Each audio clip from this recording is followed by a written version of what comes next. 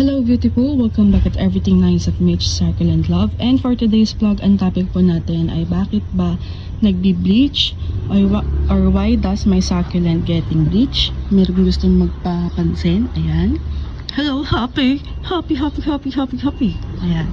So why does our succulent getting bleach? So first, kapag itong succulent na ito ay minove nyo po sa bright spot is magbi-bleach ang inyong succulent. So, kagaya nga po ng nangyari sa succulent ko na ito is, kadarating lang niya. So, makulay na makulay sila. And minove ko siya dito sa spot na to kasi walang space yung pot niya. Medyo malaki kasi yung ginamit kong pot.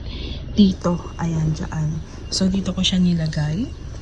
So, pero may araw pa rin naman dito. Pero, ayun nga. Hindi siya naaarawan na mabongga. So, that's why from high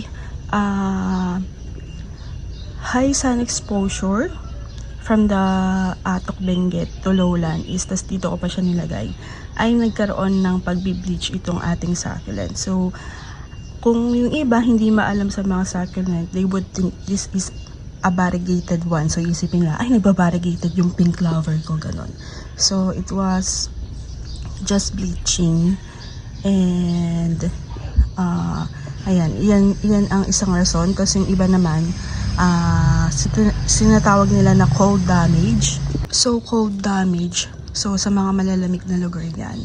And then, yung iba naman is nagkakaroon ng, nagde-develop ng parina or natural coating ang tawag. So, yun yung mga dahilan ng ating bleaching. So, para siya nagbabariegated pero bleaching lang talaga siya. So move from high exposure to low exposure of sun. Pero ito, ayan, nag-stress na din yan. So hindi ko rin kasi nadiligan to, pero ngayon is nadiligan ko na to. So pag mga bagong succulent, hindi ako pala dilig. Oo. So ino-obserbahan ko muna sila. So yun lang. And thank you for watching Everything Nice at Mitch Succulent Love. Sorry, pause tayo today.